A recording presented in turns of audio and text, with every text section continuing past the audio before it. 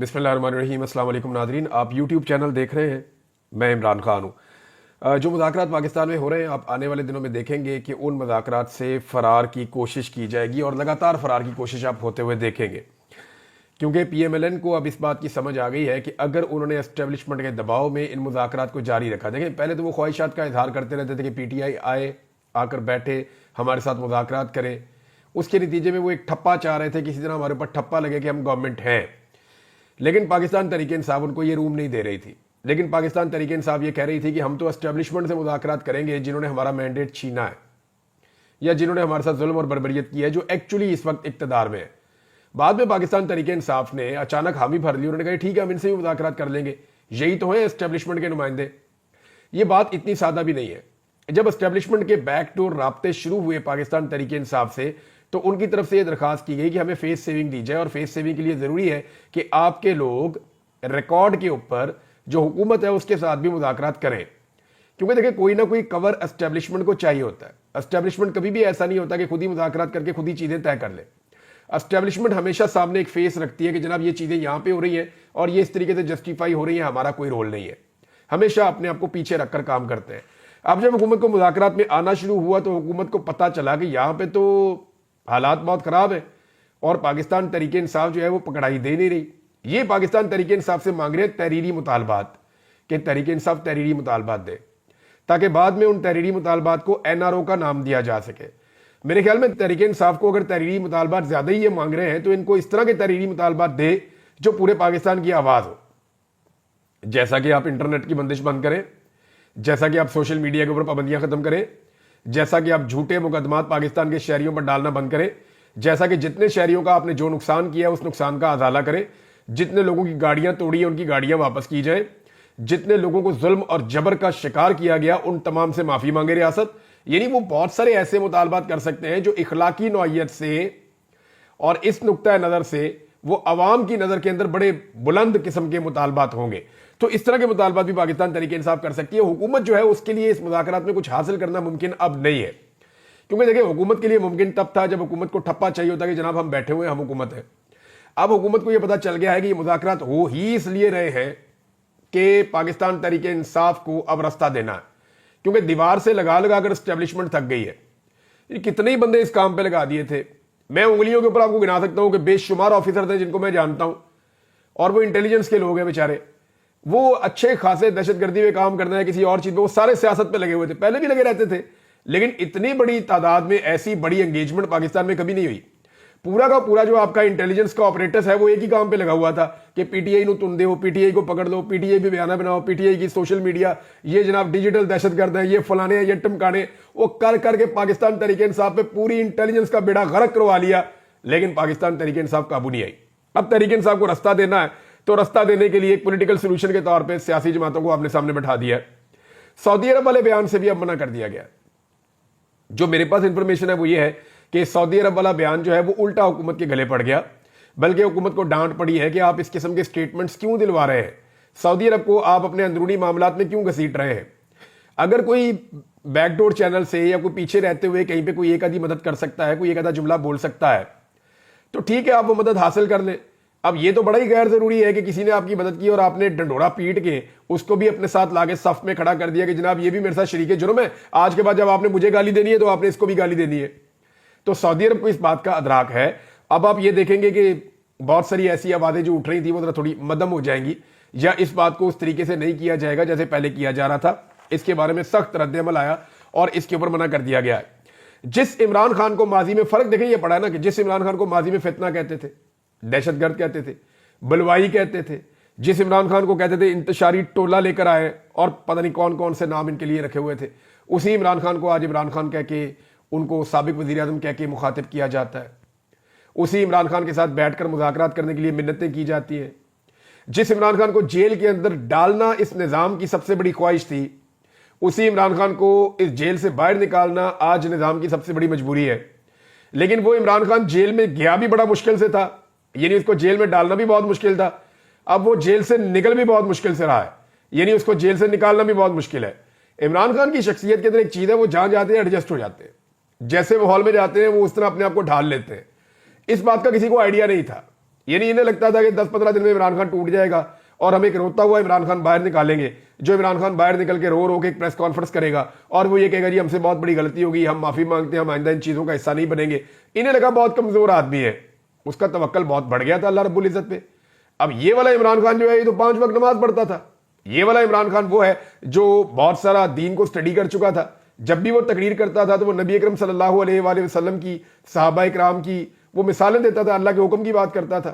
इय्याका नअबुदु व इय्याका नस्तईन से वो शुरू करता था। तो इमरान खान का तवक्कल और उसका लेवल कुछ और था। उसको जेल के अंदर तो डाल दिया, वो वहां जाकर भी एडजस्ट हो गया, वो दरवेश आदमी है। अब ये कहते हैं बाहर आओ, वो बाहर नहीं आता। तो मामला यहां पे आके बेचारों का फंसा हुआ है। अब उसी आदमी को जिसको जलील करने के ऊपर ये सारे लगे हुए थे, अब उसकी इज्जत करने पर मजबूर है। और मैं आपको फिर एक बात बता दूं कि कोई किसी को जलील नहीं कर सकता। इज्जत और जिल्लत ये मेरे रब के हाथ में है। जिंदगी और मौत मेरे रब के हाथ में है। राजिक जो है वो मेरा रब है, कोई और जो है वो राजिक हो भी नहीं सकता। अब जनाब जुल्मे खलीलदाद साहब एक मरतबा फिर मैदान में आ गए हैं। उनका स्टेटमेंट बहुत इंपॉर्टेंट है, मैं वो स्टेटमेंट आपको बताता हूं, क्योंकि मुझे ऐसा लगता है कि जुल्मे खलीलदाद दोबारा से पर तोल रहे हैं कि इस रीजन में उनको इंपॉर्टेंट जिम्मेदारी मिल जाए। और वो बड़े गौर से नजर रख के बैठे हुए हैं पूरे खित्ते के ऊपर, चाहे वो अफगानिस्तान के मामलात हों, चाहे पाकिस्तान के मामलात हों, चाहे ये साउथ एशिया का रीजन जितना भी है, इसके अंदर जो जो चीजें या डेवलपमेंट्स हो रही हैं, इनके बारे में जुल्मे खलीलदाद अपना मौक़िफ़ बड़ी तेजी से ले रहे हैं और इसके ऊपर नजर रख के बैठे हुए हैं। ऐसा लगता है कि वो इस इंतजार में है कि डोनाल्ड ट्रंप की आने वाली हुकूमत उन्हें यहां पे कोई अहम जिम्मेदारी दे दे। अब उनका जो नया स्टेटमेंट है उसका उर्दू ट्रांसलेशन में आपको बता देता हूं। वो ये कहते हैं कि पाकिस्तान को 3 बहरानों का सामना है। 3 जो बुनियादी बहरान है जिनकी वो बात कर रहे हैं, जिसका पाकिस्तान को सामना है, उसमें एक सियासी बहरान है। और वो उसके अंदर एक ब्रैकेट के अंदर लिखते हैं कि सियासी बहरान की वजह जो है वो इमरान खान की कैद है। जो सियासी बहरान है वो सबसे बड़ा बहरान है पाकिस्तान का, और उसका जो बड़ा रीजन है वो इमरान खान की कैद है। नंबर 2 इक्तसादी, उन्होंने कहा कि पाकिस्तान की मईशत के ऊपर एक बहुत बड़ा मसला इस वक्त खड़ा हुआ है। इसके बारे में मेरे पास कुछ एदाद शुमार है, मैं आपके साथ शेयर करता हूं। नालायक और नकम्मी हुकूमतें लाकर बदएतमादी पैदा करके हमने अपनी मईशत को तबाह किया। और तीसरा उन्होंने कहा जी सिक्योरिटी का एक बहरान है, जो अफगानिस्तान के साथ शदीद झड़पें और सैकड़ों पाकिस्तानियों की हलाकतें। उन्होंने कहा पाकिस्तान को एक नए आगाज की जरूरत है और ये आगाज इमरान खान की आजादी से होना चाहिए। ये जुल्मे खलीलदाद कह रहे हैं जो डोनाल्ड ट्रंप की टीम का हिस्सा रहे हैं और डोनाल्ड ट्रंप के करीबी लोगों में से एक है, और इस खित्ते के ऊपर उनकी बहुत नजर है। जुल्मे खलीलदाद का अगर पूरा स्टेटमेंट आप देखें तो वो कहते हैं पाकिस्तान को 3 बहरान है, एक सियासी है, एक इक्तसादी है और सिक्योरिटी है। और इन तीनों के होते हुए पाकिस्तान को एक नई शुरुआत की जरूरत है, और वो जो नई शुरुआत है वो इमरान खान की आजादी से होनी चाहिए। ये जुल्मे खलीलदाद ने कहा। अगर ये शख्स इस खित्ते के अंदर दोबारा किसी अहम ड्यूटी पे आता है तो ये पाकिस्तान की हुकूमत के लिए और स्टैब्लिशमेंट के लिए कोई अच्छी खबर नहीं होगी। अब नाज़रीन इस मामले पे आ जाए कि आप इन तीनों बहरानों के लिए जिम्मेदार कौन है, तो देखिए पाकिस्तान की मिलिट्री एस्टेब्लिशमेंट रिस्पॉन्सिबल है, सिंपली मैं आपको कहूं तो, क्योंकि जो सियासत के अंदर उनकी मुदाखलत है, उन्होंने पाकिस्तान को एक सियासी बहरान में लाकर खड़ा कर दिया। देखिए आज जो पाकिस्तान में सियासी बहरान है वो पाकिस्तान की मिलिट्री एस्टेब्लिशमेंट की मुदाखलत की वजह से है। नवाज शरीफ भी यही कहते हैं, आसिफ अली जरदारी भी यही मानते हैं, फजल रहमान साहब भी यही मानते हैं, ANP भी यही मानती है, जमात इस्लामी और पाकिस्तान तहरीक इंसाफ भी यही कहते हैं, तहरीक लब्बैक के लोगों से आप बात करें वो भी यही कहते हैं, MQM के लोगों के साथ आप बैठ जाएं वो भी यही कहते हैं। पाकिस्तान की कोई एक सिंगल पॉलिटिकल पार्टी नहीं है जिसका मौक़िफ़ इसके बरक्स हो। जितनी भी सियासी जमातें हैं वो सब ये कहती हैं कि आज पाकिस्तान का जो सियासी बहरान है, चाहे इसका आगाज़ 2013 में हुआ, चाहे 2018 में हुआ, चाहे इसका आगाज़ 2022 में हुआ, चाहे इसका आगाज़ अभी 2023 में हुआ, जब भी हुआ, इसके लिए जो जिम्मेदार है वो पाकिस्तान की मिलिट्री एस्टेब्लिशमेंट है। अगर वो अपने आप को सियासत से बाहर रखती तो ये बहरान पाकिस्तान में ना होता। दूसरा इक्तसादी मामला जो है वो पाकिस्तान की इस्तेहकाम के साथ जुड़ा होता है ना। जब सियासी इस्तेहकाम नहीं है तो इक्तसादी या माशी इस्तेहकाम कैसे आएगा, वो आ नहीं सकता। उसके लिए भी रिस्पॉन्सिबल भी पाकिस्तान की मिलिट्री एस्टेब्लिशमेंट है कि वो एक ऐसी हुकूमत बना देते हैं पाकिस्तान में जिनसे लोग प्यार ही नहीं करते, जिनसे लोग बात ही नहीं करना चाहते, उनकी शक्लें नहीं देखना चाहते। तो फिर लोगों का एतमाद मुतजलजल हो जाता है, फिर इस्तेहकाम नहीं आता और मईशत आपकी खराब हो जाती है। और तीसरा सिक्योरिटी का इशू है, तो खालिसतन मिलिट्री एस्टेब्लिशमेंट का इशू है और इसकी हमने हमेशा गलत हैंडलिंग की है। हम पराई जंगों का हिस्सा बनते रहे हैं, हमने इस मुल्क के अंदर बेशुमार ड्रोन हमले करवाए हैं। बेशुमार ऐसे लोग हैं जो इस जंग का हिस्सा सिर्फ इसलिए बन गए कि उनके प्यारे मारे गए थे और वो अब मरने मारने पर उतरे हुए हैं। तो ये एक बड़ी लंबी जंग है, बहुत सारे लोगों के बहुत सारे मफादात भी हैं। यहाँ पे बहुत सारे ऐसे फितने भी हैं जिनके बारे में गवर्नमेंट और जो मिलिट्री है वो ये कहती रहती है, लेकिन इसके लिए भी जो रिस्पॉन्सिबिलिटी आती है अमन व अमान के क़याम के बारे में, वो कुछ गलत पॉलिसीज भी हैं पाकिस्तान की, कुछ गलत हालात भी हैं पाकिस्तान के, कुछ आलमी दबाव भी है और कुछ साजिशें भी हैं। इन सारी चीज़ों को आप इकट्ठा करें तो वहां पर भी रिस्पॉन्सिबिलिटी मिलिट्री एस्टेब्लिशमेंट। तो अगर मिलिट्री एस्टेब्लिशमेंट अपने रोल को अपने काम तक महदूद कर ले, यानी हमने किसी और के काम में मुदाखलत नहीं करनी, सियासतदान जाने सियासत जाने, हमने मुदाखलत नहीं करनी, मुल्क जैसे चलना है वो अवामी मैंडेट वाली हुकूमत जाने, हमने उसके अंदर कोई मुदाखलत नहीं करनी, हमने सिर्फ अपना काम करना है, बाकी कारोबार कैसे चलता है उससे हमारा कोई ताल्लुक नहीं है।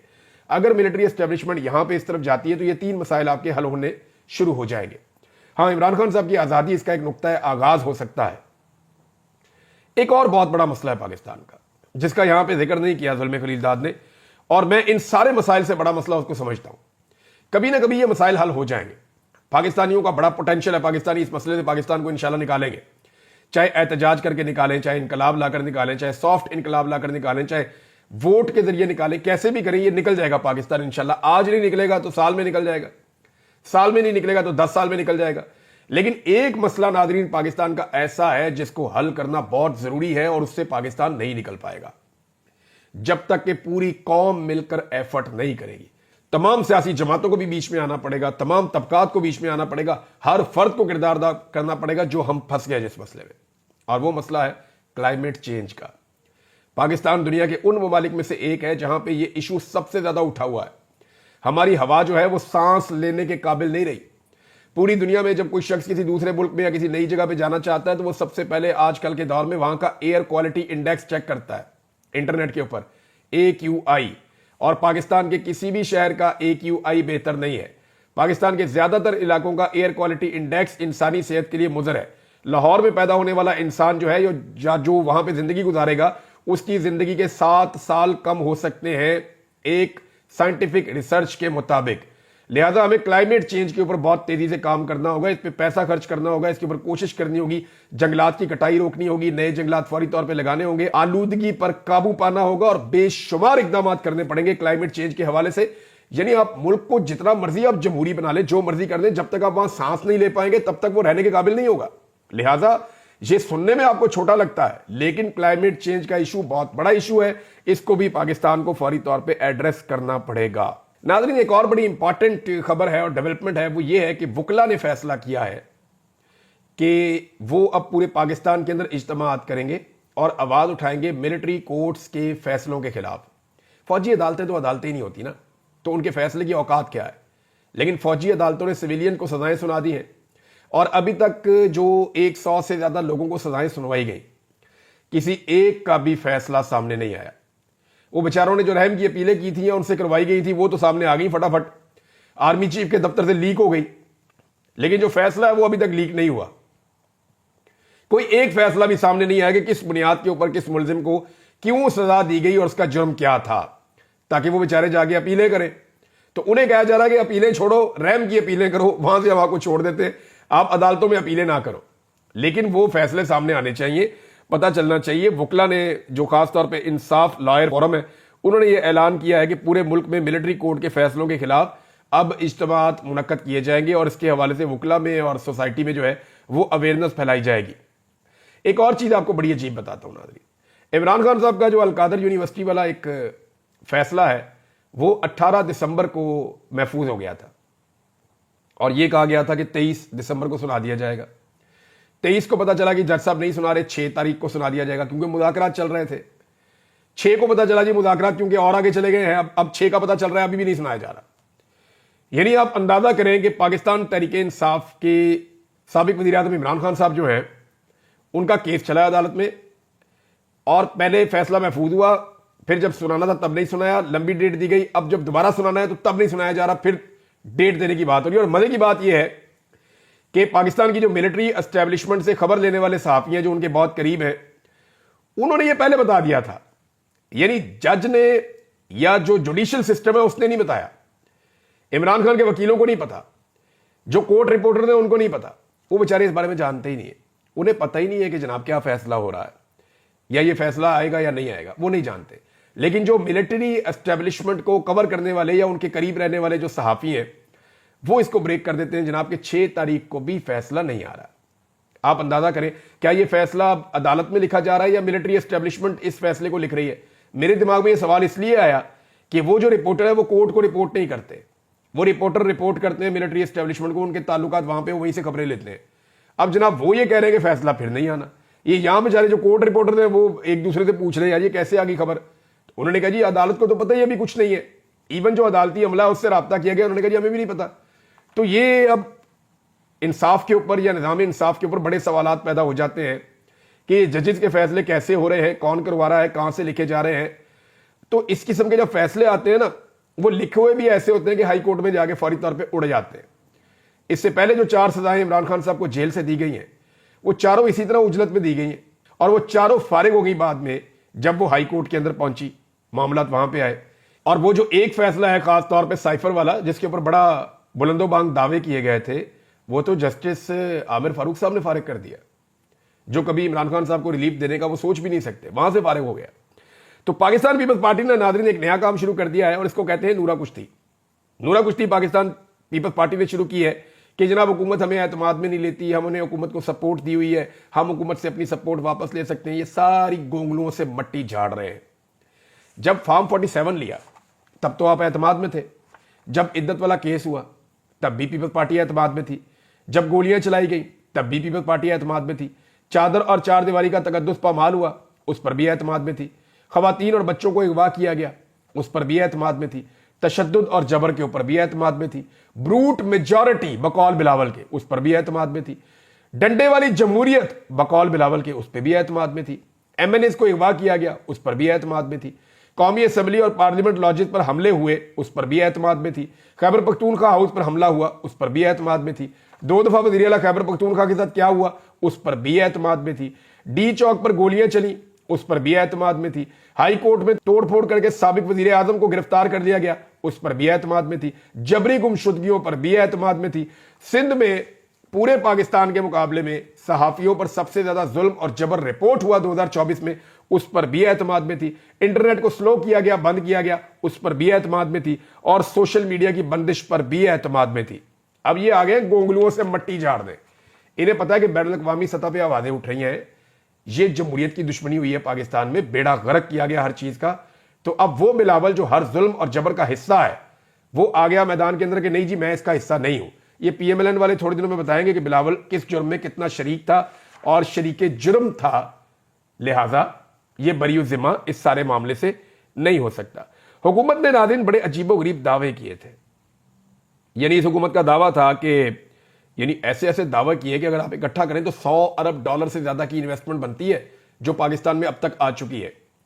یہ اخباری خبروں کے مطابق میں آپ کو بتا رہا ہوں، اگر آپ اخباری خبریں دیکھیں تو یہ سعودی عرب سے آئے جناب $50 ارب کی انویسٹمنٹ سعودی عرب سے آ رہی ہے، پھر جناب یو اے ای سے آئے جی $10 ارب کی انویسٹمنٹ یو اے ای سے آ رہی ہے، جناب چائنا گئے جی اتنے $1 کی چائنا سے انویسٹمنٹ آ رہی ہے۔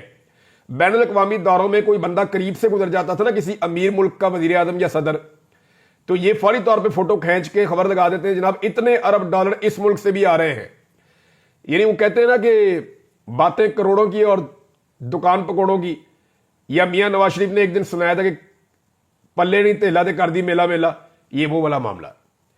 یعنی کوئی انویسٹمنٹ پاکستان میں نہیں آ سکی، اور جو پیسہ پاکستان میں آ رہا تھا اس کا انہوں نے خود بیڑا غرق کیا، اور کیسے کیا کہ $1.62 ارب، یہ وہ پیسہ ہے جو ایک سال میں یہ آئی ایم ایف سے نہیں لے سکتے۔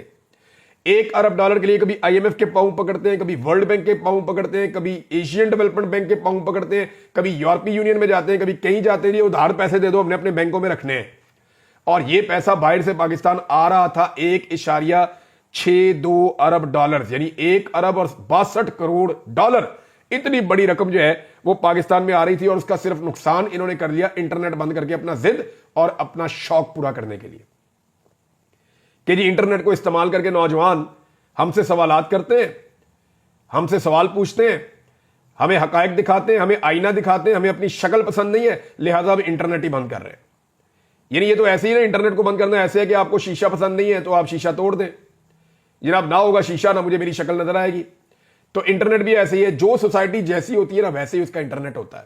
جتنا غصہ اس سوسائٹی کے اندر ہوتا ہے، جتنا رد عمل اس سوسائٹی کے اندر ہوتا ہے، وہ سارا آپ کو انٹرنیٹ کے اندر نظر آتا ہے۔ ایسا کیا ہو گیا کہ 3-4 سال پہلے جو لوگ اس ملک میں ہیرو ہوا کرتے تھے، جن کے لیے کہانیاں سنائی جاتی تھیں وہ لوگ سب سے بڑے ولن بن گئے. ایسا کیا ہو گیا؟ بات یہ ہے کہ یہی سوشل میڈیا نا تب بھی یہی تھا. تو جیسا آپ نے کیا اس کا رد عمل سوشل میڈیا پہ آیا. اب سوشل میڈیا کو بند کر کے بجائے وہ رد عمل کو کنٹرول کرتے پاکستان کی اکانومی کو تباہ کر دیا. جتنا پیسہ مانگنے کے لیے منت اور ترلا کیا جاتا ہے اس سے زیادہ پیسے کا نقصان کروا لیا 1 سال کے اندر. اور پاکستان کے جو اس کے اندر کارنامے ہیں وہ میں آپ کو اگلے ویلاگ میں بتاؤں گا. یہ کچھ چیزیں ہیں میرے پاس جو مجھے آپ کے ساتھ شیئر کرنی ہے, لیکن یہاں پہ اس کو روک لیتے ہیں. اب تک کے لیے اتنے. اپنا خیال رکھیے گا, اپنے چینل کا بھی. اللہ حافظ.